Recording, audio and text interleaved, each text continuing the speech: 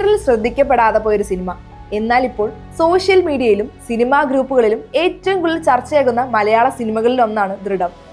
വിവാദങ്ങളും ചർച്ചകളും ഒരു വശത്ത് നടക്കുമ്പോൾ OTT റിലീസിന് ശേഷം സിനിമയ്ക്ക് ലഭിക്കുന്ന പുതിയ പ്രേക്ഷക പിന്തുണയാണ് മറ്റൊരു ശ്രദ്ധേയമായ കാര്യം.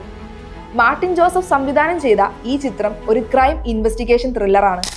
ഒരു ഗ്രാമത്തിലെ പോലീസ് സ്റ്റേഷനിൽ പുതുതായി ചുമതലയേൽക്കുന്ന SI വിജയ് രാധാകൃഷ്ണൻ എന്ന കഥാപാത്രത്തിലൂടെയാണ് കഥ മുന്നോട്ടു പോകുന്നത്.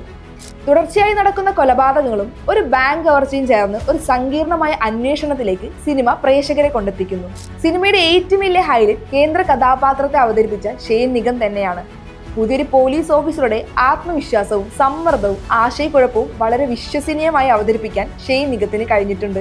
ഷെയ്ൻ നിഗത്തിനൊപ്പം ശോഭി തിലകൻ, ദിനേശ് പ്രഭാകർ, കോട്ടയം രമേശ്, നന്ദൻ ഉണ്ണി, വിറ്റോ ഡേവിസ്, കൃഷ്ണപ്രഭ, മാത്യു വർഗീസ് തുടങ്ങിയ താരങ്ങളും പ്രധാന വേഷങ്ങളിൽ എത്തുന്നുണ്ട്. ഓരോ കഥാപാത്രങ്ങൾക്കും കഥയിൽ പ്രാധാന്യമുള്ളതിനാൽ സിനിമയുടെ മിസ്റ്ററി എലമെന്റ് അവസാന നിമിഷം വരെ നിലനിർത്താൻ ഇവരുടെ പ്രകടനങ്ങൾ സഹായിക്കുന്നുണ്ട്. തുടക്കത്തിൽ ഒരു സാധാരണ ഇൻവെസ്റ്റിഗേഷൻ ത്രില്ലർ പോലെ തോന്നുന്ന ഈ സിനിമ അവസാന ഘട്ടത്തിൽ പ്രേക്ഷകരുടെ എല്ലാ നിഗമനങ്ങളെയും മറിച്ചിടാൻ ശ്രമിക്കുന്നു.